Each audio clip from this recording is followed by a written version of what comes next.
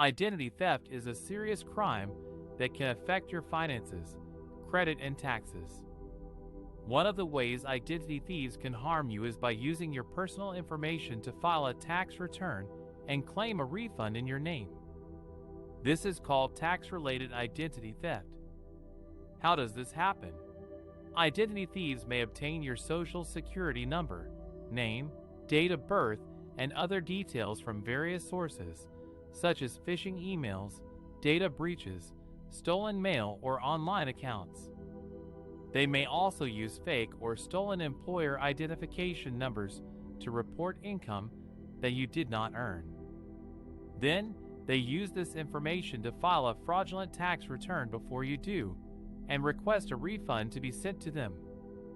You may not know that you are a victim of tax-related identity theft until you try to file your own tax return and it gets rejected because the IRS already has a return with your social security number on file.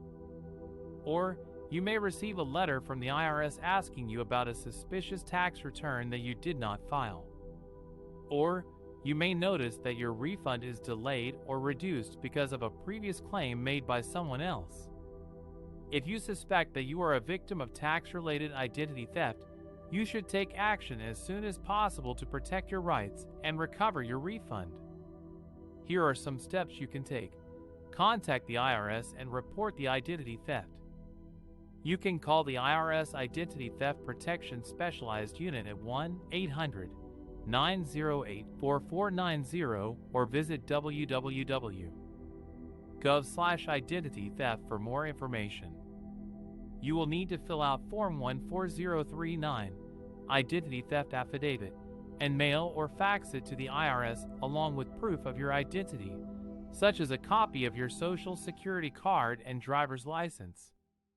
File your tax return by paper and attach Form 14039 to it. You should still file your tax return even if you cannot e-file it because of the identity theft. This will help the IRS process your claim and issue your refund faster. Check your credit reports and place a fraud alert on them. You can get a free copy of your credit report from each of the 3 major credit bureaus once a year at www. Annual Credit Report. You should review your reports for any accounts or inquiries that you do not recognize and dispute them with the credit bureaus.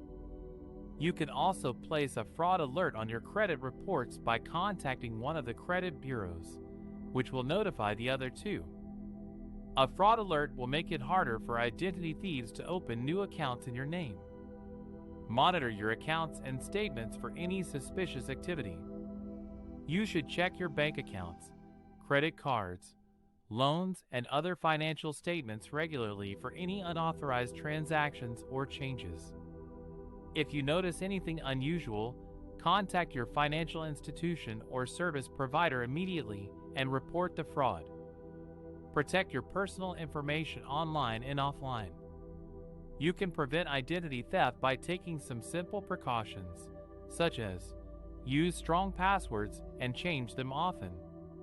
Do not share your personal information with anyone who contacts you by phone, email, or text message claiming to be from the IRS or another organization. Do not click on links or open attachments in unsolicited emails or messages. Use security software and update it regularly. Shred any documents that contain your personal information before disposing of them. Lock your mailbox and collect your mail promptly. Review your Social Security earnings statement annually for any discrepancies.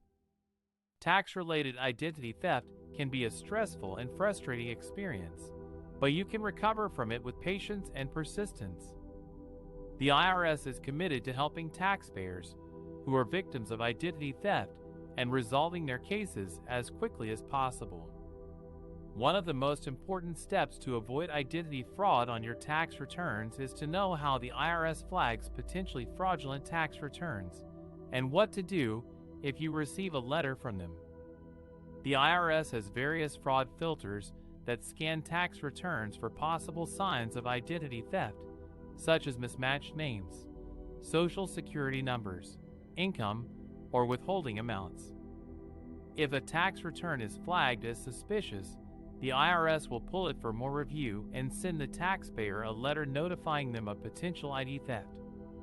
The letter will ask the taxpayer to verify their identity and tell the IRS if they filed a return or not. There are different types of identity theft letters that the IRS may send to taxpayers, depending on the situation. Here are some examples. Letter 5071C, Potential Identity Theft with Online Option. This letter asks the taxpayer to use an online tool called Identity Verification Service, IDVerify. Gov. To verify their identity and tell the IRS if they filed that return. The taxpayer will need their prior year tax return and current year tax return, if filed, as well as a personal account number from a credit card, mortgage, student loan, home equity loan or line of credit, or car loan. Letter 4883C, Potential Identity Theft. This letter asks the taxpayer to call the IRS at a toll-free number to verify their identity and tell the IRS if they filed their return. The taxpayer will need their prior year tax return and current year tax return, if filed, as well as a personal account number from a credit card, mortgage, student loan, home equity loan or line of credit, or car loan.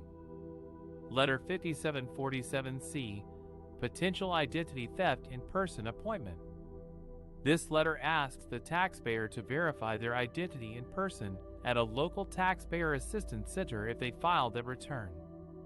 The taxpayer will need to bring a government-issued photo ID and a copy of the letter.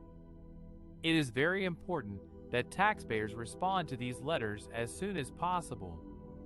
The suspicious tax return won't be processed until the taxpayer responds to the letter. If the taxpayer confirms that they did not file that return, the IRS will take steps to protect their account from future fraud and help them file their legitimate tax return. If the taxpayer confirms that they did file that return, the IRS will continue processing it and issue any refund due. If the IRS sends a taxpayer an identity theft letter, the taxpayer should follow the steps in the letter exactly. That letter will provide all the information that the IRS needs.